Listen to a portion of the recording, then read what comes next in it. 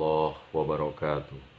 Ila hadratin Nabi Mustafa Rasulillah sallallahu alaihi wasallam wa ala alihi wa sahbihi wa dadi wa ahli baiti wa zurriyati wa ummati wa nakhusu khususan jami'il qurra wal mufassirin wa sadri sufiyatil muhaqqiqin wa tabi'in wa man tabi'in bisanin ila yaumiddin wa jamil muallifin al musannifin al mukhlisin wa nakhusu khususan Muhammad bin Abi Bakar al-masyhur bi usfuri wa sadatina jami' muallimina wa masyayina wa masyayina wa nakhusu khususan Taifur wa Ustaz Mukhtar wa nakhusu Husain Qasim Saleh Maya wa nakhusu khususan Abdul Rashid Abdul Karim bin Abdul Faqih wa Nantara wa nakhusu Husain Abdul Wahab bin Abdul Ghafur wa nakhusu khususan qudwatina wa umdatina kafati qulubina murabbi arwahina sayyidi syaunal hadi syaunal alim syaunal khabir syaunal mubin syaunal wali syaunal hamid syaunal qawim syaunal hafiz sayyidi syaunal mukarram Sayyid Umar bin Ismail bin Ahmad bin Yahya wa usulihi wa furu'i wa hawasi wa lisalsilati wa lakhidina minhu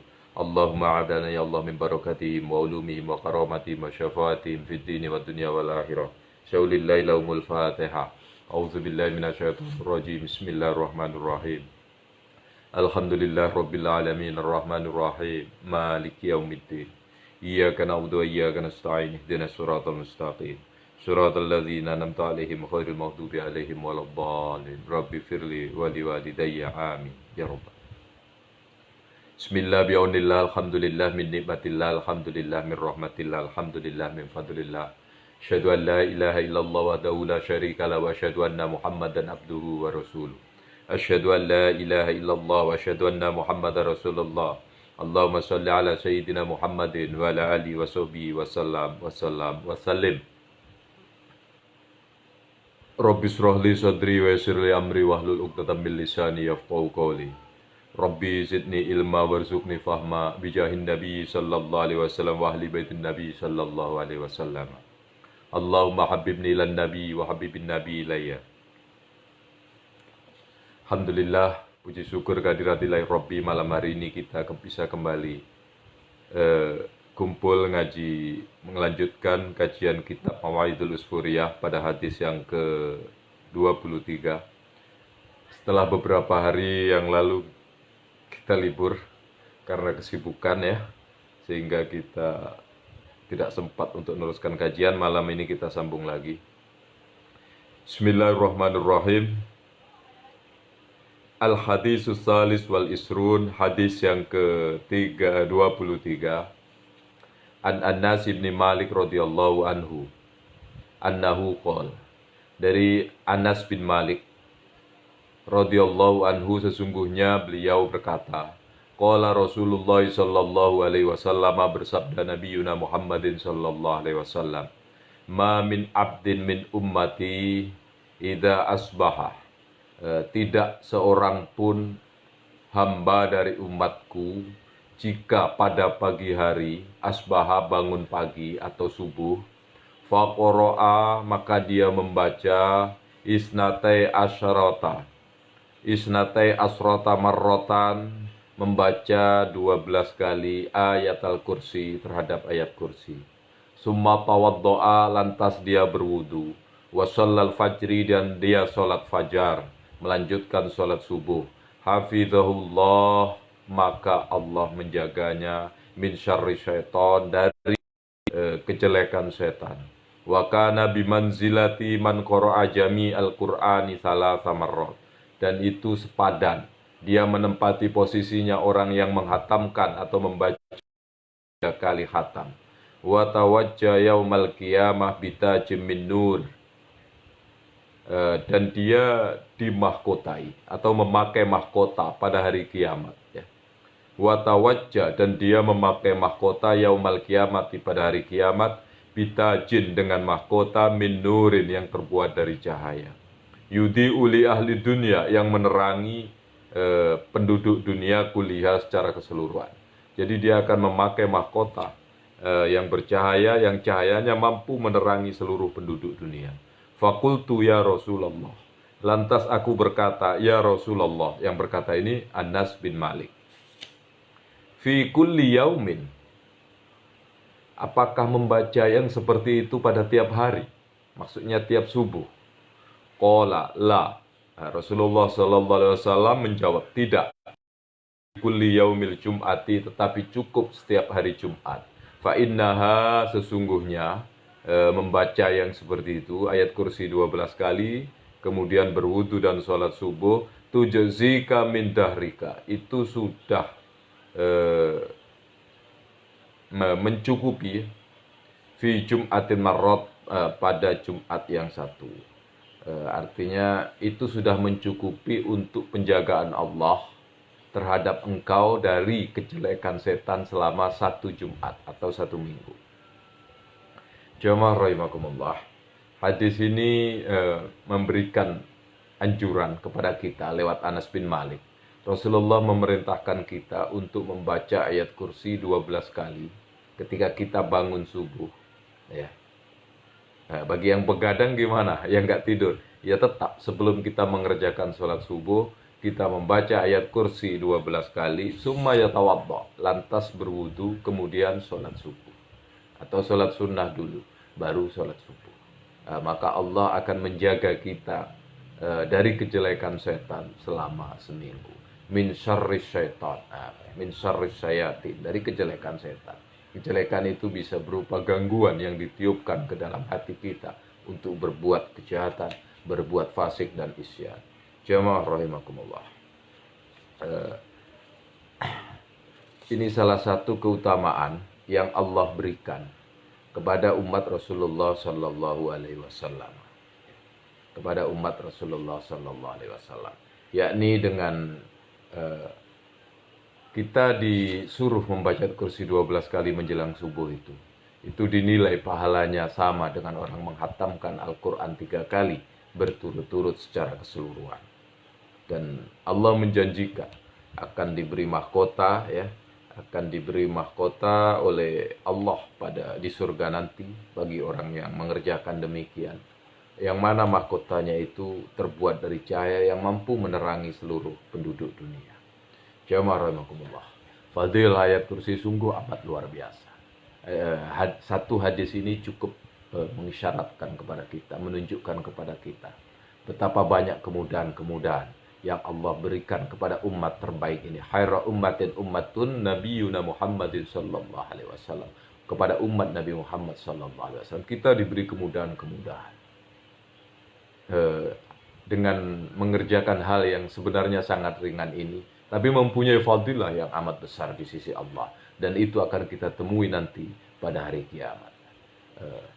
Oleh karena itu, barang siapa kita percaya dengan ucapan Rasulullah SAW ini dan mengamalkannya, niscaya itu sangat berarti di sisi Allah. Kita lihat betapa umat-umat terdahulu butuh mukjizat ditengok langsung, ditunjukkan mukjizat langsung untuk mereka bisa percaya kepada kenabian nabi-nabi terdahulu. Sebagaimana umat Bani Israel dan lain sebagainya. Mereka, bahkan umat Nabi Musa, dalam kitab ini disebutkan, mereka butuh mukjizat yang bisa dilihat langsung, sehingga mereka bertanya kepada Musa, kenapa tidak engkau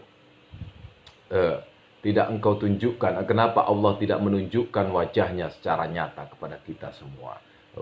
Dengan seperti itu mereka baru bisa percaya. Itu pun tidak lama sesudah itu ingkar.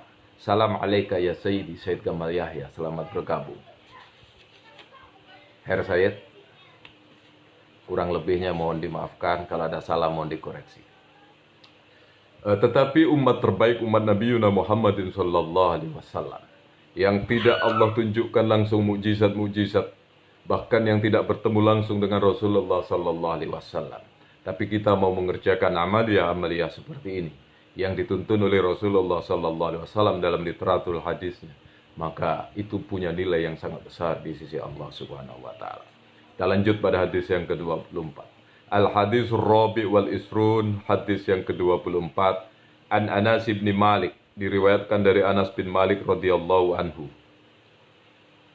Anin Nabi sallallahu alaihi wasallam, dari Nabi Muhammad sallallahu alaihi wasallam, annahu, sesungguhnya Rasulullah sallallahu alaihi wasallam qala, bersabda. Siddiq Purnomo, selamat bergabung, waalaikumsalam. Rasulullah bersabda, idza kana yaumul qiyamah, jika sudah terjadi hari kiamat, Nada munadin, maka ada seorang penyeru memanggil. Penyeru di sini adalah malaikat yang ditugaskan untuk mengabsen, untuk memanggil. Ainal mura'un wa ainal mukhlisun. Ainal mura'un, di mana orang-orang yang riya itu? Wa ainal mukhlisun, dan di mana orang-orang yang ikhlas itu? Kumu wahatu a'malakum. Tampillah kalian dan tunjukkan amal kalian.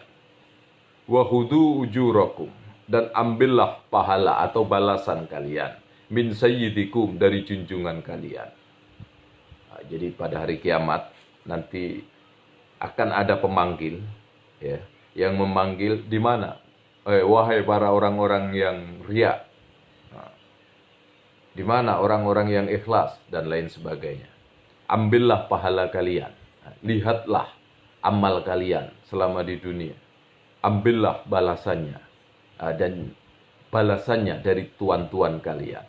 Qala Nabi sallallahu alaihi wasallam, bersabda Nabi Muhammad sallallahu alaihi wasallam, la nasiba lil mura'in min a'malihim syai'an. Tidak la nasiba, nasib itu artinya bagian, ya. Jadi kalau nasib dalam bahasa Indonesia itu kan ada nasib baik, nasib buruk. Itu sebenarnya berasal dari bahasa Arab. Nasiba itu artinya bagian. La nasiba, tidak ada bagian lil mura'ina, bagi orang-orang yang riya. Orang riya itu orang yang amaliyahnya, orientasinya itu karena pandangan manusia, ya, karena pandangan makhluk. Jadi orientasinya karena pengen dipandang oleh makhluk. Min a'malihim, la nasiba lil mura'in, tidak ada bagian bagi orang-orang yang riya, min a'malihim, dari amal mereka, syai'an, sesuatu, illa khasratan wa nadamah, kecuali kesusahan, wa nadamah, dan nadamah itu apa? Kecewa, ya. Iya, kecewa, wa nadamah, dan kecewa, penyesalan, wa syaqawah, dan celaka. Jadi tidak ada bagian bagi orang-orang yang riya itu kecuali susah payah, penyesalan, dan celaka. Summa qala Nabi sallallahu alaihi wasallam, lantas Rasulullah sallallahu alaihi wasallam bersabda, ya ibna Adam, al-ikhlasu, ya ibna Adam, Adam, al-ikhlasu, al-ikhlasu,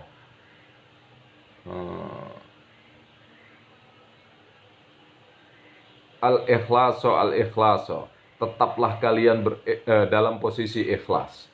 Deli bin Hamidun, selamat bergabung. Waalaikumsalam. Wa qala Nabi sallallahu alaihi wasallam, bersabda Nabi sallallahu alaihi wasallam. Jadi sesudah beliau bersabda, tetaplah kalian dalam keikhlasan. Inna akhaufa ma akhafu ala ummati. Sesungguhnya yang paling aku takutkan dari apa yang aku takutkan terhadap umatku adalah asyirkul asghar, syirik yang kecil. Qalu, maka para sahabat bertanya, ya Rasulullah, wahai Rasulullah, wa masyirkul asghar, apa yang disebut syirik asghar, syirik yang kecil? Qala Nabi sallallahu alaihi wasallam, bersabda Nabi sallallahu alaihi wasallam, ar-riya, syirik yang kecil itu adalah riya. Riya, sekali lagi riya. Yaqulullahu ta'ala lahum yauma, bersabda Allah, berkata Allah subhanahu wa ta'ala lahum, kepada mereka, yauma yujazi, pada hari dibalas, hari yujazil ibad, pada hari seorang hamba dibalas, bi'amalihim, dengan amal-amal mereka, dengan amal-amal mereka. Izhabu, pergilah kalian. Nah, jadi itu Allah berkata kepada hamba-hamba, ya, kepada para manusia, idhabu, pergilah kalian, ilal ladzina kuntum turaun, kepada orang-orang yang menjadi orientasi riya kamu.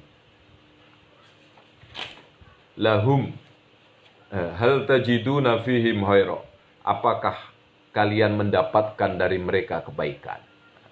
Jadi orang-orang yang riya itu nanti pada hari kiamat oleh Allah akan diperintah, pergi kalian kepada orang-orang menjadikan kalian riya, yang menjadi orientasi amal kalian. Misalkan kita riya karena pengen dipuji oleh seseorang, oleh si A gitu, oleh guru kita, maka nanti oleh Allah, pergilah kamu kepada guru kamu, apakah kamu mendapat kebaikan dari dia? Karena selama ini kamu beramal, beribadah karena orientasi pujian dia, orientasi dilihat dia, dan sebagainya. Jemaah rahimakumullah. Hadis ini menjelaskan betapa pentingnya ikhlas dan betapa pentingnya riya. Betapa buruknya riya. Di sini ikhlas dijadikan lawan daripada riya dalam hadis ini. Jamaah rahimakumullah. Oleh karena itu, Ahmad Effendi selamat bergabung. Waalaikumsalam. Bang Nopal selamat. Jakarta, Bandung, monggo masuk. Hadis ini menjelaskan kepada kita bahwa jika kita riya, ya, atau meninggalkan ikhlas dalam amal-amal kita, maka pada hari kiamat nanti kita akan disuruh meminta pahala itu kepada subjek yang menjadi orientasi riya kita, kepada objek yang menjadi orientasi riya kita. Jika kita melakukan sesuatu karena pengen dipandang baik oleh orang lain, maka kita oleh Allah disuruh nemui orang tersebut. Mintalah kamu dari dia. Apakah dia bisa ngasih balasan yang baik padamu? Dan sebagainya, dan sebagainya. Jemaah rahimakumullah. Sungguh, riya adalah penghancur dari amaliyah baik kita. Riya menjadi penghancur seluruh amal baik kita. Karena itulah maka untuk menjaganya, maka kita harus senantiasa berusaha untuk ikhlas. Setidaknya kita sadar sepenuhnya bahwa hidup kita ini karena Allah dan untuk Allah Subhanahu wa ta'ala. Inna sholati wa nusuki wa mahyaya wa mamati lillahi rabbil alamin. Hanya untuk Allah, hanya untuk Allah. Sekali lagi hanya untuk Allah. Jemaah rahimakumullah. Kalau kita menyadari secara tauhid, kalau kita menyadari bahwa wallahu khalaqakum wa ma ta'malun, Allah menciptakan kamu dan apa-apa yang kamu perbuat, dan juga kita meyakini dalam hati la haula wala quwata illa billahil aliyyil azim, tidak ada daya dan upaya, tidak ada kemampuan kita kecuali karena Allah berikan kemampuan pada kita. Kita bisa membaca Al-Quran karena Allah memberikan ilmu kepada kita, bisa Allah mengasihi kita tenaga, mengasihi kita nyawa, mengasihi kita nafas sehingga kita bisa membaca Al-Quran. Allah memberikan kita ingat sehingga kita ingat ini waktunya baca Al-Quran. Allah memberikan kita sarana, lampu hidup sehingga kita bisa membaca Al-Quran.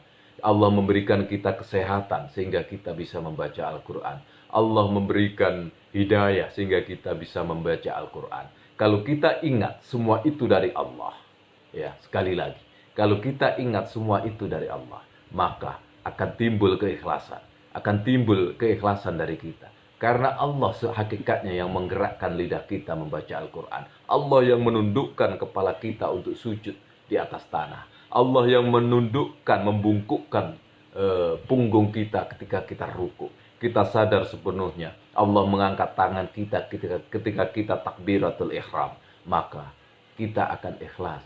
Untuk apalagi kita mengharap pujian dari orang lain. Jangankan pujian dari orang lain, ya, jangankan pujian dari orang lain, kita tidak mengharap selain Allah. Itu kalau bisa benar-benar kita hayati, kita terapkan di hati kita bahwa la haula wala quwata illa billahil aliyyil azim.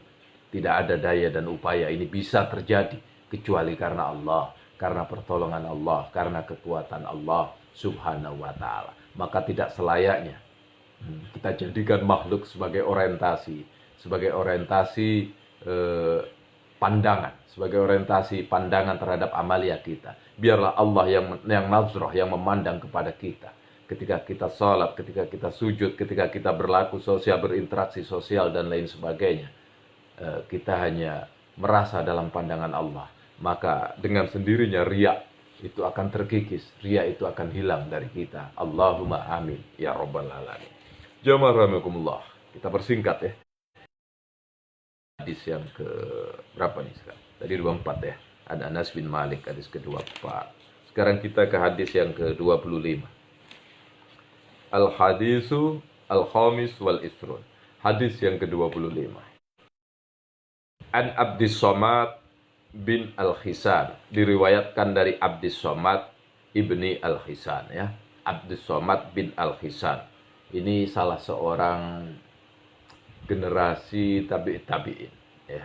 Beliau adalah murid Sufyan Ats-Tsauri. Ya, murid Sufyan Ats-Tsauri. Sufyan Ats-Tsauri murid Ali bin Abi Thalib.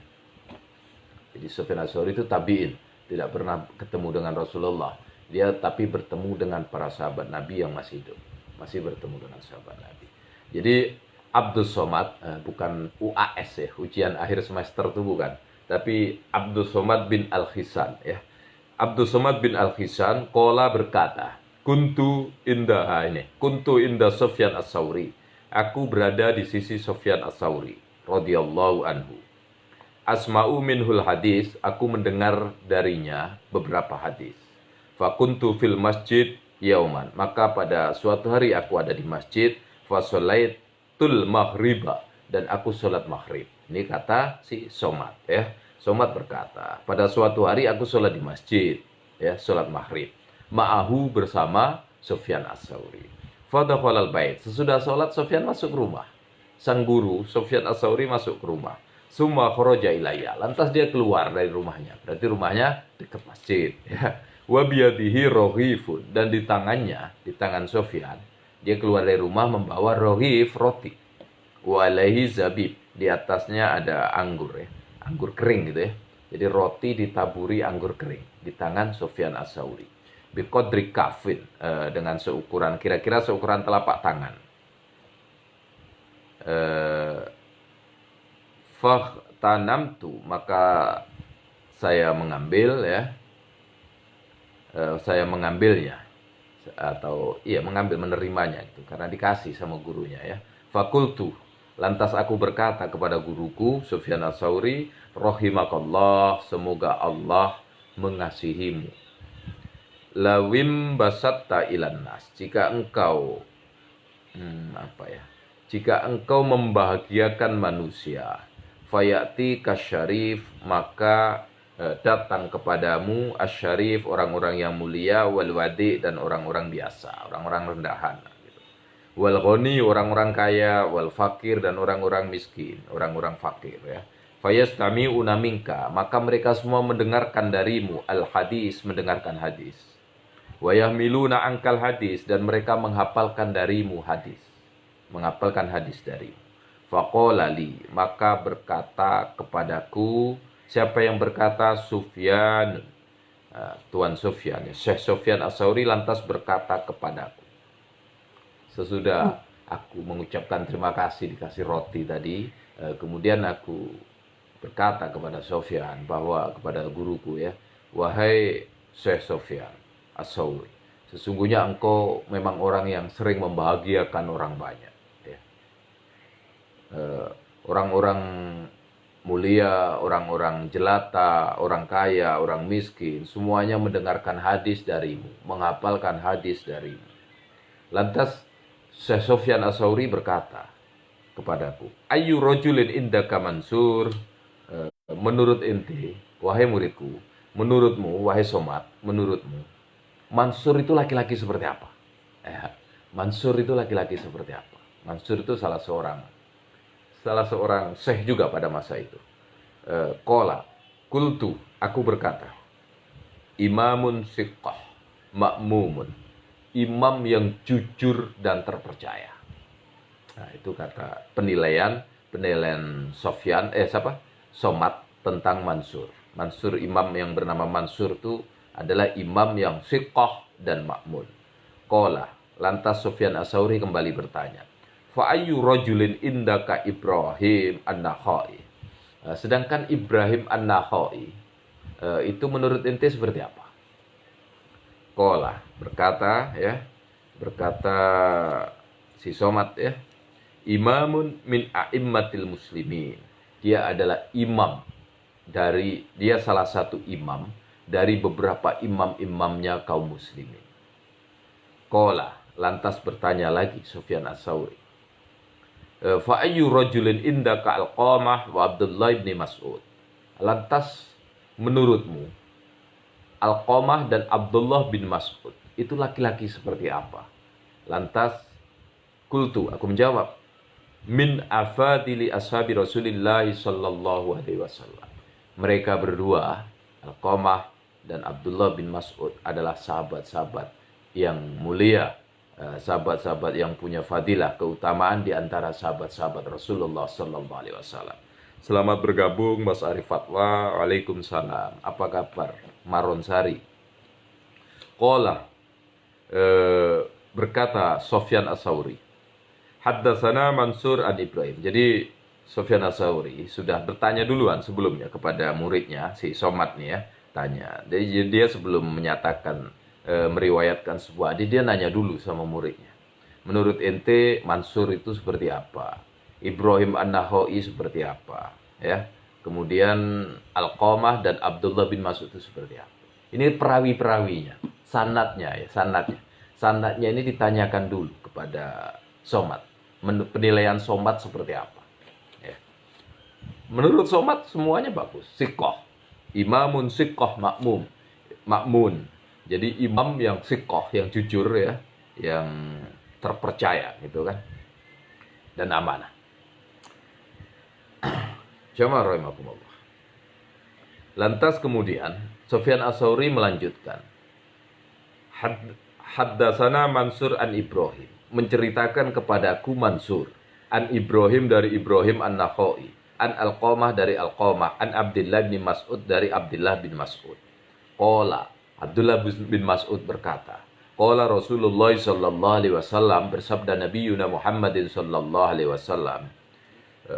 Sama-sama Mas ya. Ini kita dulu sama-sama ngaji ini ya. Dulu kita sama-sama Mas Arif ngaji apa nih? Mawaidul Usfuriyah ya di Maya sama Ustaz Toifuri ya. Kalau ada salahnya tolong dikoreksi ya. Ini kitabnya apa? Maknanya banyak hilang, banyak kosong. Berarti lagi bolos ya. Mungkin lagi ngopi di tempat Bahdul dulu pas bab ini. Makanya agak celinguan. Bersabda Rasulullah sallallahu alaihi wasallam, innallaha ta'ala, sesungguhnya Allah Ta'ala, lamma khalaqa jannati adn, ketika beliau Allah menciptakan, khalaqa ya, menciptakan jannati adn, surga Aden, da'a Jibril alaihi salam, dia memanggil kepada Jibril alaihi salam. Jadi sesudah Allah menciptakan surga Aden, Allah memanggil Jibril alaihi salam, faqala lahu, berkata Allah kepada Jibril, intalik, apa intalik? Jalan, ya jalan, budalo, pergilah gitu kan. Berkata kepada Jibril, intalik fanzur ila ma khuliqa li ibadi wa auliyai. Pergilah ente Jibril, lihatlah, fanzur, lihatlah, ila ma khuliqa, lihatlah pada apa yang telah kuciptakan, maksudnya surga Aden tadi, li ibadi, kepada untuk hamba-hambaku, wa auliyai, dan untuk wali-waliku, untuk para kekasihku. Qala, berkata Jibril, qala, berkata musannaf ya, berkata Rasulullah sallallahu alaihi wasallam ya. Ini yang berkata Rasulullah sallallahu alaihi wasallam. Fazaba Jibril, maka pergilah Jibril alaihissalam. Yatufu itu apa? Mutar. Tawaf ya. Tawaf itu dari kata ini. Yatufu, berputar, fi tilkal jinan, di surga tersebut. Jadi Jibril pergi terus keliling surga. Apa namanya ya? Semacam survei gitu ya. Survei surga yang sudah diciptakan oleh Allah, surga Aden itu seperti apa. Jibril keliling, mengelilingi surga Aden. Yatufu, tawaf, dia ngelilingi, maksudnya survei. Ada kurangnya dak surga ini? Atapnya ada yang bocor apa enggak? AC-nya kurang kencang apa enggak, dan lain sebagainya gitu kan. Fa'asrofat ilaihi jariyah. Fa'asrofat, maka mendekat, ilaihi, kepada Jibril. Siapa yang mendekat? Jariyatun, jariyah, min huril in, dari bidadari. Jariyah itu Sweet 17 lah kalau sekarang. Jariyah itu cewek yang umur-umur lagi seger-segernya itulah ya. 17 tahunan lah gitu. Itu jariyah namanya. Kalau kata ini Gus Arif Fatwa, jariyah itu artinya pitik sing cemanggang, yang siap untuk dipanggang. Min huril in, dari sekian bidadari. Jadi jariyah itu gadis-gadis muda dari kalangan bidadari. Mimba di tilkal kusur, keluar dari sebagian gedung-gedung yang ada di surga tersebut. Fatabas samat, lantas dia senyum. Cingga, senyumnya jariyah min huril in, bayangkan. Mungkin kalau Mas Arif Fatwa nggak bisa tidur lagi kalau dapat senyumnya ini. Fatabassamat ila Jibril alaihissalam, lantas dia senyum kepada Jibril alaihissalam. Fadha'at jannatu adn, maka fadha'at, menjadi terang benderang. Jannatu adn, surga Aden ini langsung terang benderang karena senyumnya jariyah. Senyumnya Sweet 17 ini ya. Min do'i sanayaha, ya min do, apa Mas Arif ini? Do'i apa do'i ya? Min do'i sanayaha, dari terangnya gigi, ini gigi seri apa ya? Gigi yang ini, gigi dua sini. Jadi pancaran gigi bidadari ini hurin in ini, jariyah min hurin ini. Pancarannya terang benderang sehingga menerangi seisi surga Aden. Fadha'at jannatu fakhorro Jibrilu alaihi salam sajidan. Jibril langsung tunduk sujud, langsung tersungkur sujud. Fazonna annahu min nuri rabbil izzah, karena dia mengira itu bagian dari nur Rabbil Izzah, dari cahaya Allah yang terang benderang. Dikiranya cahaya hadratullah, padahal cahaya dari gigi serinya si jariyah ini. Jibril langsung sujud. Kemudian fanadatsu, maka si jariyah ini memanggil kepada Jibril, ya aminallah, wahai pembawa amanat Allah, irfa' rosaka, angkat kepalamu, aku ini bukan Tuhan. Fanazoro ilaiha, lantas Jibril melihat kepada jariyah, faqala, dan berkata, subhanalladzi khalaqaki, maha suci Allah yang telah menciptakan engkau, wahai jariyah. Bayangkan, Jibril, ya, malaikat, itu kan tidak punya hawa nafsu, tapi terpesona dengan keagungan ciptaan Allah, jariyah ini. Subhanaka, subhanalladzi khalaqaki, ya. Maha suci zat yang menciptakan engkau, wahai jariyah. Faqalat al-jariyah, berkatalah jariyah, ya aminallah, wahai pembawa amanat Allah, atadri liman huliktu, apakah engkau tahu untuk siapa aku ini diciptakan? Ya. Qala, berkata Jibril, la, I don't know, aku nggak tahu. Qalat, berkata jariyah, innallah ta'ala, sesungguhnya Allah subhanahu wa ta'ala, khalaqani, menciptakan aku. Liman, untuk orang. Athara ridallah, yang memilih keridhaan Allah, ala hawa nafsihi, daripada hawa nafsunya. Jamaah rahimakumullah, luar biasa. Kisah yang diceritakan oleh Abdus Somad, ya, Syekh Abdus Somad, ya, bukan Ustaz Abdus Somad, ya. Diceritakan oleh Syekh Abdus Somad, murid Sufyan Ats-Tsauri, ini luar biasa. Betapa kalau tadi ya hadis yang sebelumnya menceritakan tentang kalau kita mau selamat dari godaan setan, menjelang subuh bacalah ayat kursi 12 kali, lantas berwudu dan laksanakan sholat fajar, sholat subuh. Kemudian hadis selanjutnya, agar kita berjaga-jaga, berhati-hati dari sifat riya, dan berusahalah tetap dalam kondisi keikhlasan. Kemudian pada hadis yang berikutnya ini ya, diceritakan oleh Rasulullah Sallallahu Alaihi Wasallam bahwa orang yang bisa memilih keridhaan Allah daripada hawa nafsunya, maka dia akan menempati balasan Allah Subhanahu wa taala berupa jannatu adn. Di sana ada jariah yang luar biasa. Allah subhanallah. Jamaah rahimakumullah ya. Tentang hal ini, tentang sorga ini, kalau di kitab ini cukup panjang ya keterangannya. Keterangan tentang keindahan sorga ini luar biasa. Tapi tidak perlulah kita bahas secara keseluruhan. Intinya dari hadis ini, bagaimana kita mencari keridhaan Allah. Bagaimana kita mengalahkan hawa nafsu kita, melebihkan, memprioritaskan keridhaan Allah. Faman kana yarju liqa'a rabbih falyamal amalan sholihan. Ya. Jadi kalau memang kita benar-benar menghendaki pertemuan dengan Allah dalam kondisi keridhaan, maka beramal soleh. Hilangkan riya. Sekali lagi hilangkan riya. Hilangkan orientasi selain Allah. Orientasi makhluk, orientasi kepada makhluk hanyalah membawa kesia-siaan yang menghancurkan ibadah kita, menghancurkan amal baik kita, merongrong niat kita. Jamaah rahimakumullah. Kita mesti berhati-hati ya dalam hal ini. Karena perintah di sini adalah memilih keridhaan Allah daripada hawa nafsunya. Jadi kita jangan sampai terjebak kepada hawa nafsu. Hawa nafsu itu ya setan meniupkan kepada hawa nafsu kita itu bukan sesuatu yang tidak bisa kita lawan, pasti bisa kita lawan.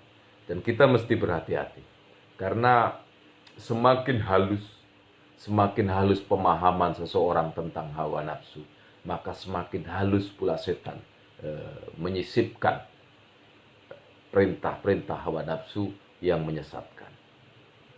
Bagi orang-orang yang tidak begitu mengindahkan dalam mengharap ridha Allah, itu setan mungkin vulgar aja. Vulgar nyuruh orang menuruti hawa nafsunya untuk berbuat kefasikan dan lain sebagainya, kejelekan yang nyata, yang real gitu kan, yang terang-terangan, terang benderang segala macam. Itu ya setan ya santai-santai aja dia memberitakan seperti itu. Tetapi bagi orang yang sedang berusaha untuk mengendalikan hawa nafsunya, berorientasi kepada keridhaan Allah, itu setan sangat halus. Setan sangat halus dalam mempengaruhinya. Oleh karena itu kita harus hati-hati. Pada saat kita sholat, mungkin setan membisikkan di telinga kita, membisikkan di hati kita, betapa sholat kamu bagus. Lihat, saudara-saudara kamu tidak sholat. Mulai timbul keangkuhan pada kita. Ya, mulai timbul keangkuhan pada kita. Pagi-pagi kita berangkat ke masjid yang jaraknya sekian ratus meter untuk mengerjakan jamaah sholat subuh. Ya, mengerjakan jamaah sholat subuh. Dengan yel-yel, mari kita ramaikan jamaah subuh, melebihi sholat Jumat dan lain sebagainya. Itu memang bagus. Ajakan untuk sholat subuh berjamaah di masjid. Kita ramaikan jamaah subuh. Tapi hati-hati sekali lagi. Setan akan membisikkan, akan menyesatkan ya, dengan cara yang sangat halus. Ini yang namanya apa? Iltibas ya, iltibas antara hak dan batil. Ini yang sangat susah, yang kita harus teliti.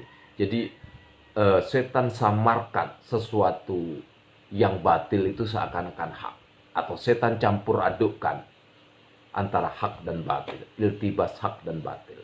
Ini harus berhati-hati. Kita niat meramaikan sholat jamaah subuh di masjid, sambil berangkat kita bikin status di Facebook. Ayo kita ramaikan jamaah subuh. Udara subuh ini begitu segar karena belum bercampur dengan nafas orang-orang munafik yang masih tidur. Nah, disitulah timbul keangkuhan kita. Kita merasa diri kita lah yang paling baik karena kita berangkat ke masjid. Sementara kawan lain di rumah masih tidur di atas tempat tidurnya. Kita sangka mereka adalah orang-orang jelek. Padahal kita tidak tahu. Mungkin dia kecapean. Habis mencari rezeki yang halal. Untuk persiapan. Beli beras untuk zakat fitrah anak-anaknya. Dia pulang sampai malam kecapean sehingga tidak bisa berangkat subuh ke masjid. Atau mungkin dia sengaja pengen berjamaah dengan anak istrinya di rumah. karena mengikuti anjuran pemerintah dan sebagainya.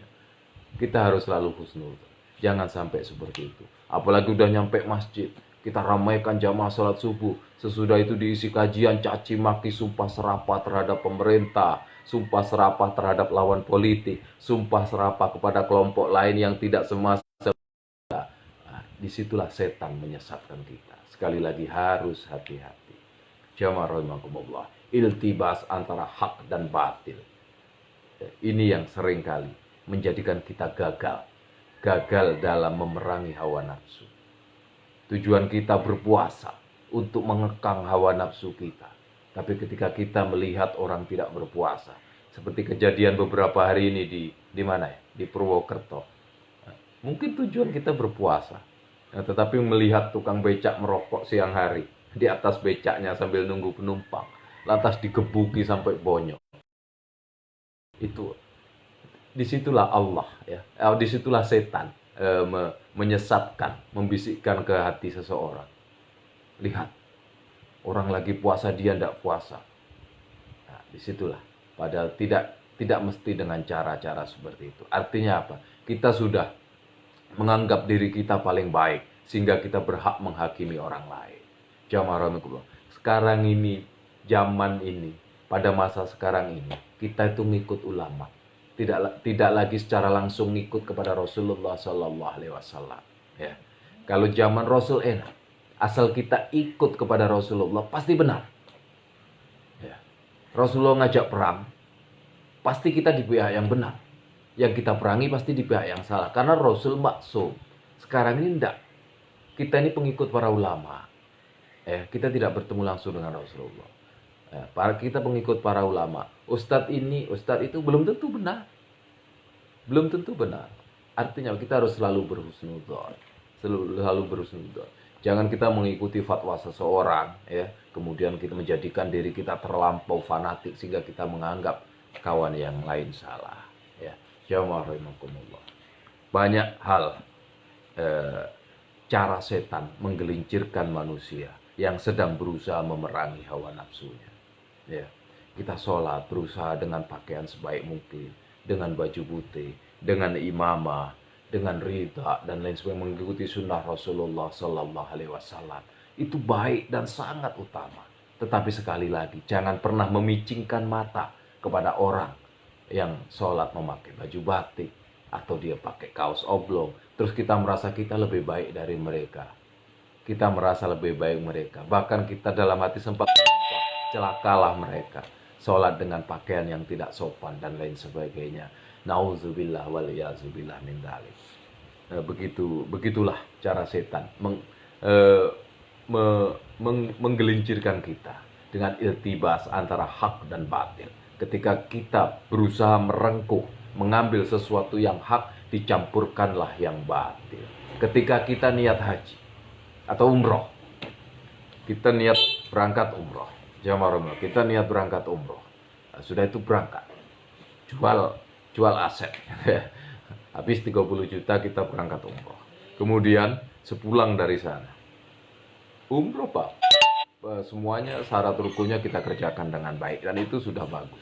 Tetapi ketika kita pulang udah nyampe rumah, ketemu sahabat-sahabat, cerita, woi rugi bener ente, masa hidup sekali sebagai muslim ente tidak pernah datang ke Baitullah. Nah, bahasa seperti ini mungkin maksud kita menggugah semangat kawan, untuk bisa pergi umrah, ziarah ke Baitullah dan ziarah ke Nabi Muhammad SAW. Tetapi apakah tanpa kita sadari mungkin menyakiti hati mereka, umroh kita belum tentu diterima, tapi nyakiti hati orang sudah jelas-jelas. Tapi nyakiti hati mereka karena akhirnya seseorang merasa merasa dia hidupnya paling susah dan lain sebagainya, bersedih, ya Allah, kenapa aku engkau takdirkan tidak bisa berangkat seperti dia. Akhirnya menjadikan seseorang sedih dan itu sesuatu yang sia-sia menjadikan. Itulah iltibas antara hak dan batil. Disitulah cara setan menyesatkan kepada kita dengan mencampur adukkan sesuatu yang hak dan sesuatu yang batil. Jamaah rahimakumullah. sekali lagi bahwa pentingnya memerangi hawa nafsu dan mengedepankan ridho ilah, ya. Lillahi ta'ala, lillahi ta'ala, liridho ilah, itu lillahi ta'ala. Tapi kita juga sepandai-pandainya setan menggoda manusia. Anda juga jangan pernah berputus asa. Jangan pernah Anda jadi pesimis bahwa kita akan selalu kalah berperang menghadapi setan. Jangan. Ya. Hikam, kalau dalam hikam pernah saya baca, saya dengar dari hikam. Teksnya ada hafal saya, karena saya nggak pinter-pinter banget gitu. Mas Arif gimana? Jadi di hikam itu disebutkan bahwa sesungguhnya terpakunya hawa nafsu di dalam hati, atau terpakunya hawa nafsu di dalam hati, hawa nafsu menjadi orientasi yang terpaku kuat di dalam hati, itu adalah penyakit yang sulit dihilangkan. Tetapi sebenarnya hawa nafsu itu bisa dilawan dengan dua hal. Itu dalam hikam, dalam kitab Al-Hikam disebut seperti itu. Cara melawan hawa nafsu itu ada dua hal. Yang pertama, bil khauf. Yang pertama dengan khauf, dengan takut yang amat sangat. Maka hawa nafsu akan hilang. Ya, dengan takut yang amat sangat, hawa nafsu akan bisa hilang. Jadi bisa kita tes ya, Kalau namanya hawa nafsu itu, kalau kita laki-laki paling ya perempuan ya.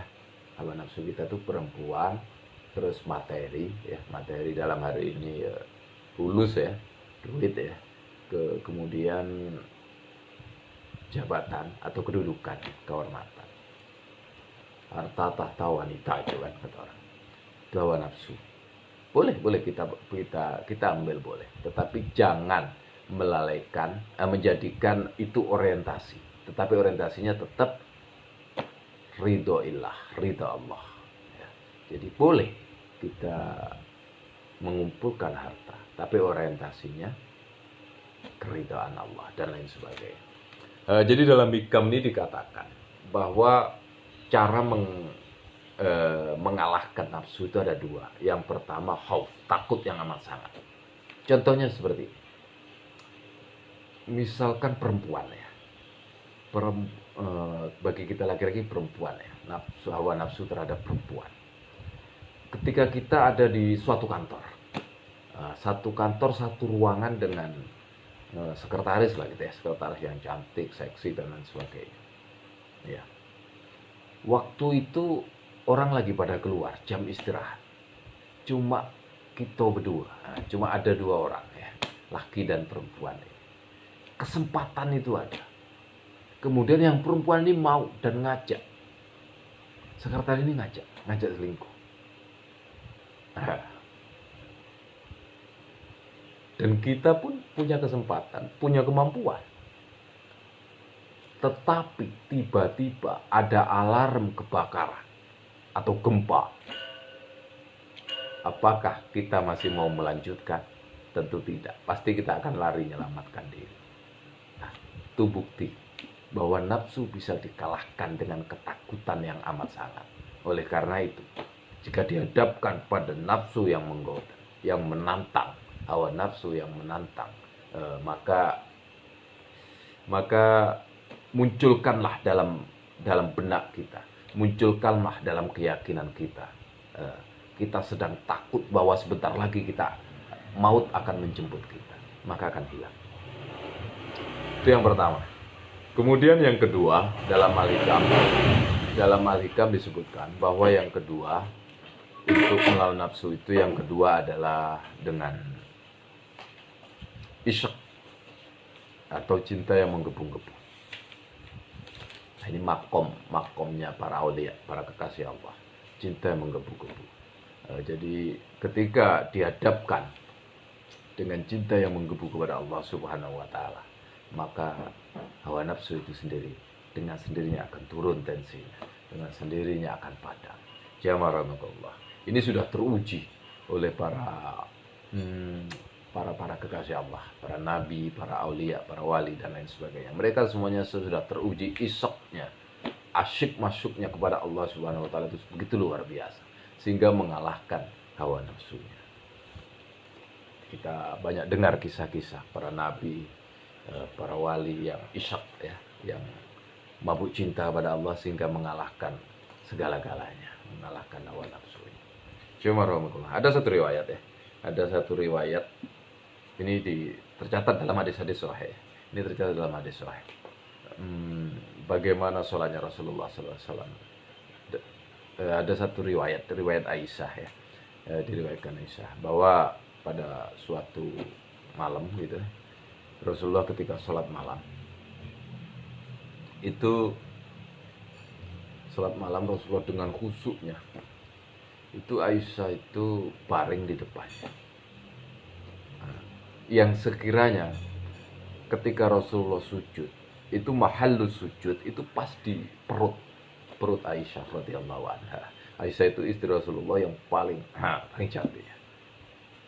Jadi tapi karena isyaknya Rasulullah terhadap Allah Subhanahu wa taala itu tidak menjadi halangan. Artinya Rasulullah tetap khusyuk. Tetap khusyuk itu. Diuji dengan yang seperti itu tetap khusyuk. Kalau Mas Harif kira-kira gimana ya? Mas Harif fatwa pas sholat ya, Mbak Ovi ada di depan lagi baring gitu kan, telentang gitu. Pas Mas Harif fatwa mau sujud, baru Mbak Ovi tarik kakinya gitu kan, supaya Mas Harif bisa sujud. Mungkin nggak jadi sholat tahajud mungkin. Wah itu kan halal, jelas gitu kan. Nah mungkin kita nggak jadi, itu karena isyaknya teruji. Kalau para nabi, para wali itu sudah teruji isyaknya. Cinta yang menggelora kepada Allah Subhanahu wa taala teruji. Kemudian di dalam hadis ini ceritakan setiap kali beliau sujud, setiap kali beliau mau sujud, aku tarik kakiku, kata Aisyah kan. Ketika beliau berdiri, aku selonjorkan lagi kakiku gitu kan. Kemudian setelah salam Rasulullah keluar diikuti oleh Aisyah. Dalam hati Aisyah, kemana nih suamiku? Jangan-jangan dia mau pergi ke rumah istri yang lain. Rasulullah keluar, diikuti oleh Aisyah. Kemudian beliau akhirnya sampailah di pintu Baqi ya, pintu kuburan Baqi. Ternyata di situ beliau ngobrol dengan malaikat Jibril. Di pintu Baqi. Makanya kalau kita pernah ziarah ke Nabawi itu kan, pintu Baqi, pintu yang mengarah ke kuburan Baqi itu ya, yang mengarah ke kuburan Baqi itu disebut Babun Jibril, pintu Jibril kan itu ya. Terus sejarahnya kan Rasulullah pernah ngobrol di situ sama Jibril. Jadi sesudah ngobrol, kemudian Rasulullah masuk ke kuburan Baqi, mengucapkan Assalamualaikum ya ahlat darul mu'minin wa inna insyaallah bikumul lahiqun ya. Ini Aisyah dengar, makanya dia bisa meriwayatkan ucapan ini kan. Ucapan Rasulullah, salam beliau ketika masuk pekuburan itu seperti apa. Ini Aisyah dengar nih. Karena Aisyah ngintip memang kan, apa ngikuti dari belakang. Dia tadinya dikira Aisyah ini tadinya cemburu, dikira Rasulullah ini mau pergi ke rumah istri yang lain gitu. Kemudian sesudah keluar dari situ nampak sekelebat Aisyah, langsung dikejar sama Rasulullah, ditangkap, oh ternyata Aisyah ditanya. Kenapa kamu di sini? Aku mengikutimu ya Rasul. Kemudian Rasulullah bertanya, tujuanmu mengikuti apa? Kamu yang cerita atau Allah yang menceritakan kepadaku? Akhirnya Aisyah ngaku, ya aku tadinya mengira bahwa engkau akan pergi ke rumah istrimu yang lain. Jadi berkah kecemburuan Aisyah ini. Kecemburuan Aisyah ini menjadikan suatu landasan hukum dari berkah cemburunya Aisyah ini, bahwa kita bisa tahu bagaimana Rasulullah mendoakan para ahli Baqi ya, orang-orang yang dikubur di Baqi. Kemudian Rasulullah berkata kepada Aisyah, ya Aisyah ya, sesungguhnya Allah memerintahkan kepadaku lewat Jibril agar aku pergi ke Baqi, mengucapkan salam dan mendoakan mereka. Nah ini satu ya penting, pergi ke Baqi satu ya, kedua mengucapkan salam dan mendoakan mereka. Artinya apa? Mendoakan orang-orang yang sudah dikubur itu bagus, sunnah Rasulullah SAW. Kemudian datang ziarah, itu juga sunnah Rasulullah SAW. Jadi jangan sekali-kali bilang doa cukup dari rumah. Boleh doa dari rumah nyampe, ya. Doa untuk ahli kubur dari rumah nyampe, tapi sekali-kali datang ziarah ke kubur mereka, ziarah ke orang tua, ziarah ke datuk-datuk kita, ziarah ke guru kita, ke keluarga, ke rekan, sahabat kita yang lain. Karena Rasulullah juga datang ke kuburan Baqi. Jamaah rahimakumullah. Ini bukti bahwa isyak, ya, sekali lagi ini ngelantur kemana-mana nih ya. Tapi kembali ini karena tadi cerita tentang Aisyah ini cukup panjang. Sebenarnya intinya adalah isyak, khauf, takut yang amat sangat, dan isyak, cinta yang menggelora kepada Allah, itu bisa mengalahkan nafsu. Jadi jangan pernah pesimis, kita tidak bisa mengalahkan hawa nafsu kita. Pasti bisa. Kita lanjut pada al-hadis wal isrun. Al-hadisus sadis wal isrun an Aisyah radhiyallahu taala anha. Diriwayatkan dari Aisyah radhiyallahu taala anha, qalat, berkata Aisyah, qala Rasulullah sallallahu alaihi wasallam, berkata Rasulullah sallallahu alaihi wasallam, bersabda Rasulullah sallallahu alaihi wasallam, as-sakhiyu, orang yang dermawan, ya, orang yang dermawan itu qaribum minallah, lebih dekat kepada Allah, qaribum minan nas, dan sangat dekat kepada manusia, qaribun minal jannah, sangat dekat kepada surga, ba'idun minan nar, dan sangat jauh dengan neraka. Suruh sahur tuh ya. Jadi orang yang dermawan itu sangat dekat kepada Allah, dekat kepada manusia, dan dekat kepada surga serta jauh dari neraka.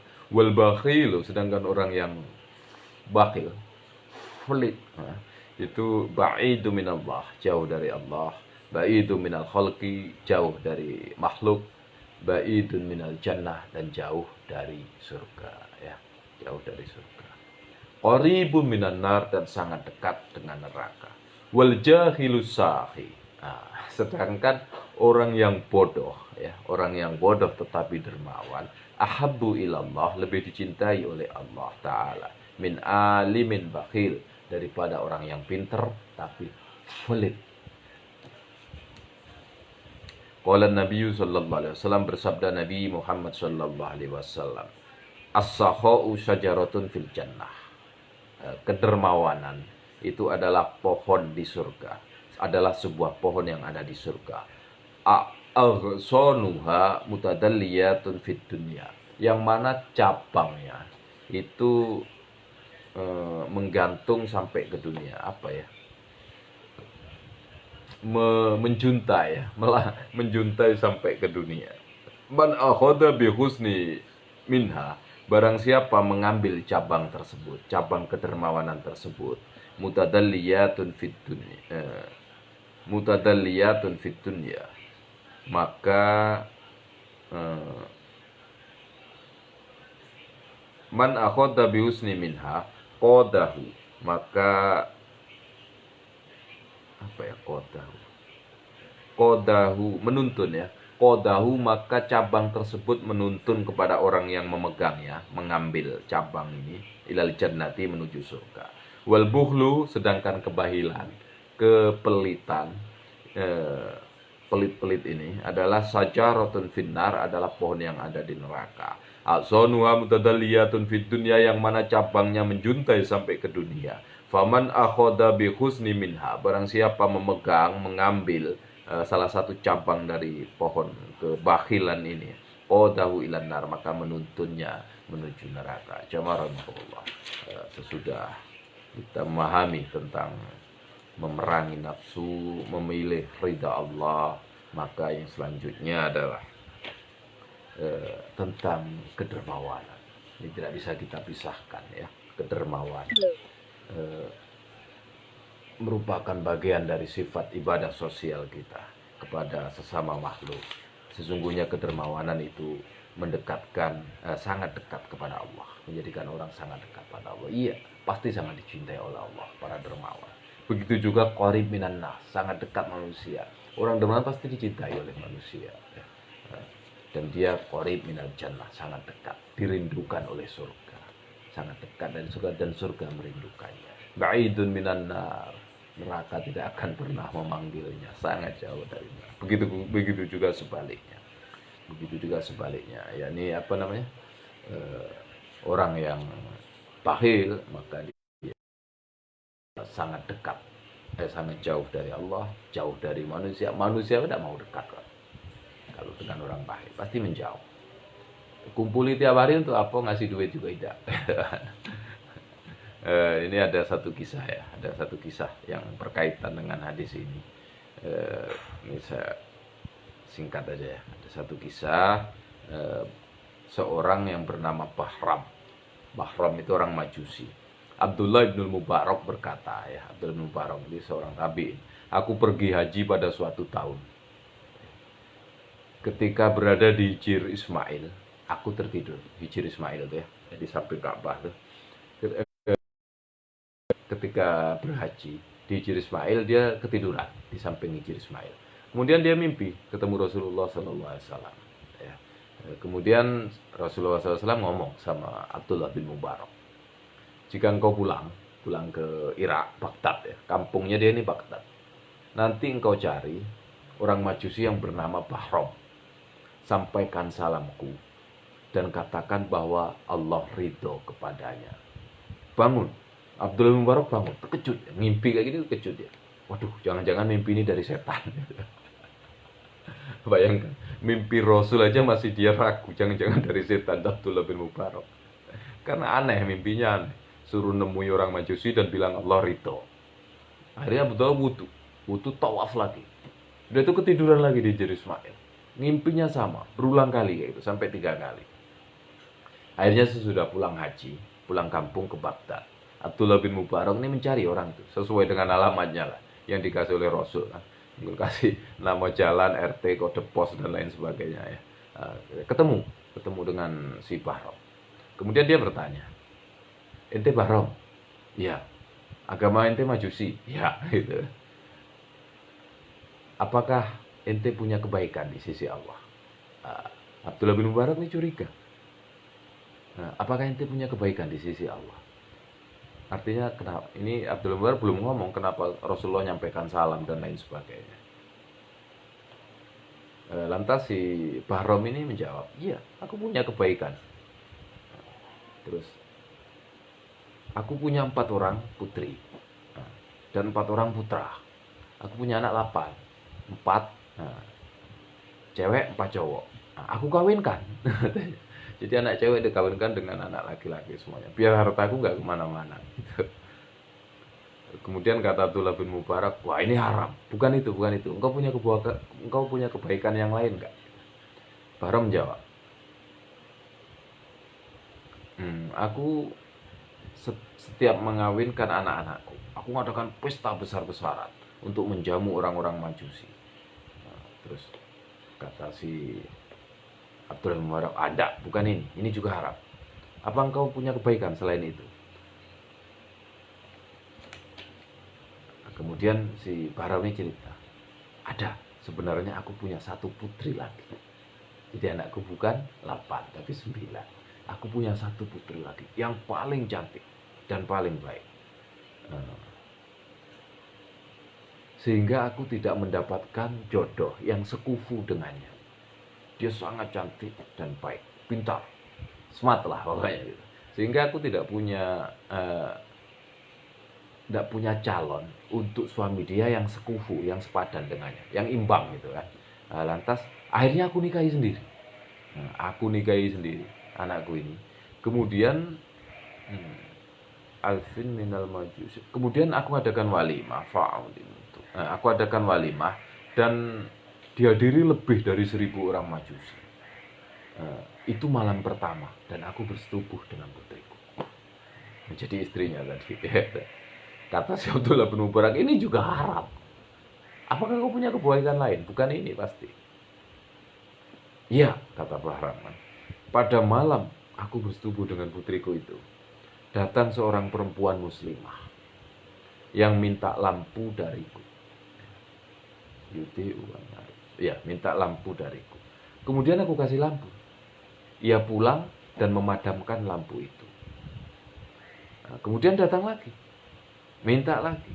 Aku kasih, dipadamkan lagi sampai 3 kali. Dia minta lampu dari aku. Nah, sudah itu bawa pulang, mati lampunya. Balik lagi, minta lampu lagi. Nah, sudah tidak lama itu datang lagi, katanya mati. Minta lampu lagi, sampai 3 kali. Perempuan muslimah yang beragama Islam. Nah, kemudian akhirnya aku curiga. Sesudah muslimah ini pulang, aku ikuti. Kata si Bahram Majusinya, orang Majusi, aku ikuti sampai rumah. Ya, sampai rumah. Ternyata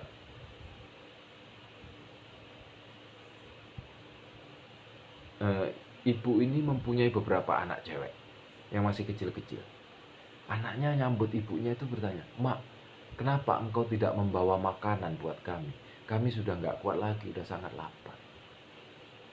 Ternyata perempuan muslimah tadi maksudnya nak minta makanan, tapi malu, ya malu. Jadi dia cuma minta api. Dia bawa lampu dari rumah, minta api, minta korek, gitu, minta dihidupin gitu kan. Jadi dia malu untuk minta makan. Sampai 3 kali dia datang. Nah, mendengar seperti itu, mendengar wakalamaha fa'arji'u ilal bait. Mendengar omongan anak-anaknya itu, lantas aku pulang. Aku pulang ke rumah. Aku siapkan mak piring dengan lauknya penuh-penuh. Aku pergi ke rumah perempuan tersebut. Aku kasih makan. Aku kasih makan semua anak-anaknya sampai kenyang. Nah, kata Abdullah bin Mubarak, ini adalah kebaikan dan ada kabar. Kata Abdullah bin Mubarak. Lantas aku ceritakan kepada si Bahram tadi. Sesungguhnya aku bermimpi kepada Rasulullah, bermimpi ketemu Rasulullah SAW. Dia nitip salam kepadamu bahwa Allah ridho denganmu.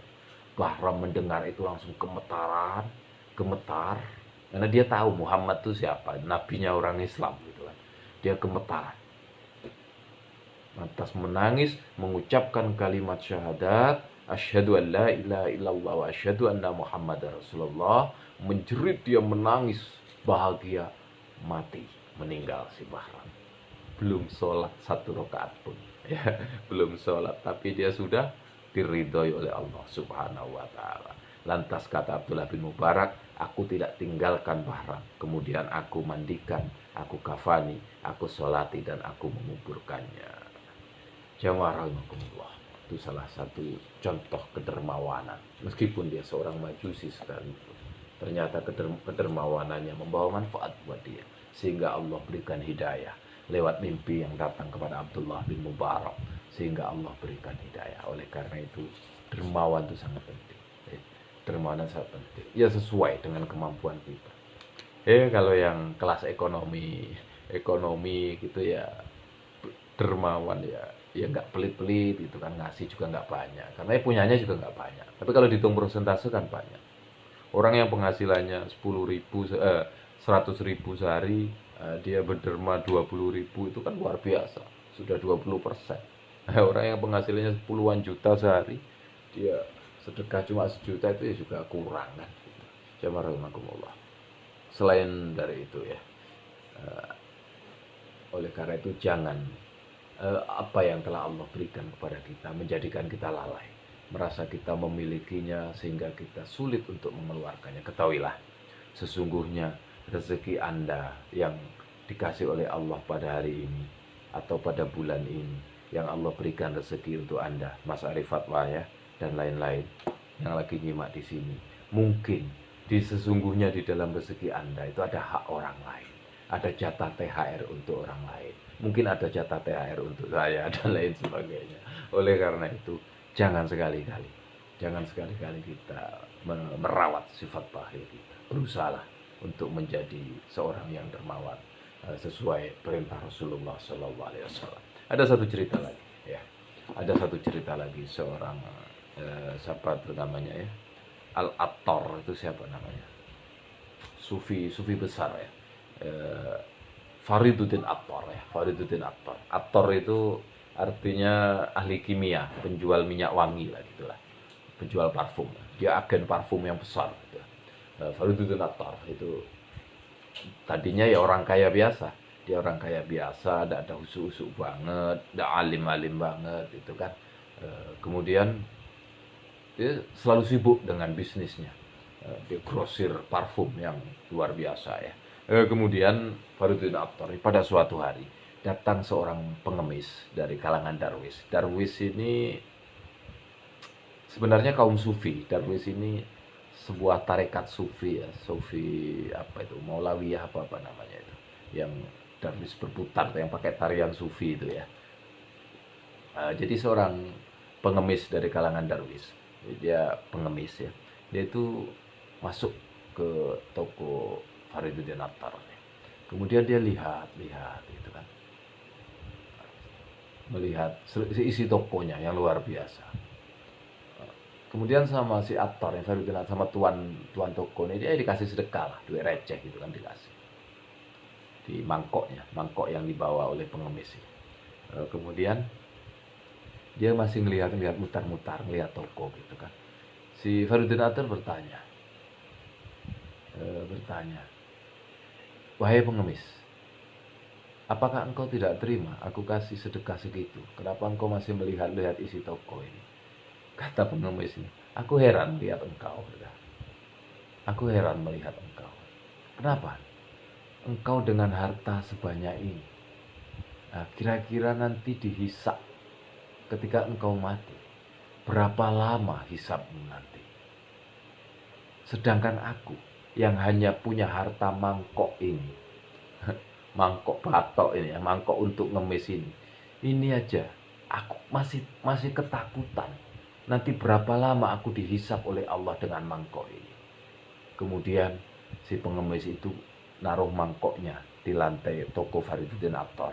Nah, dia kemudian baring, bebantal mangkoknya itu, dan dia menjerit, ya Allah, mudahkanlah hisapku hanya dengan harta satu-satunya yang kupunya ini, mangkok itu tadi. Lantas kemudian si pengemis Darwis ini meninggal. Melihat itu si Faridudin Attar akhirnya bertaubat. Nah, dia kemudian bergabung dengan ulama-ulama tasawuf yang ada ya, di Basrah ya, daerah Basrah. Dia bergabung dengan berguru dengan ulama-ulama tasawuf. Beliau mulai menjalankan agama dengan baik, mempelajari ilmu dari para alim ulama dengan benar dan mengamalkannya dengan benar, sehingga akhirnya Attar menjadi seorang sufi terkenal, menjadi ulama besar pada zamannya. Jamaah rahimakumullah, sebentar lagi udah mau masuk waktu subuh, sama-sama kita sahur yuk. Akhirul kalam, mudah-mudahan duduk kita bersama ini dinilai ibadah oleh Allah Subhanahu wa taala. Pahalanya untuk orang-orang tua kita yang mendahului kita, guru-guru kita, saudara-saudara kita, semuanya mendahului kita. Allahumma amin ya rabbal alamin. Semoga diampuni semuanya dan kita juga diampuni, diterima oleh Allah Subhanahu wa taala. Akhirul kalam, billahi taufiq wal hidayah. Assalamualaikum warahmatullahi wabarakatuh. Ngopi. Mas Arif, piye kabare? Banyuwangi udah subuh belum?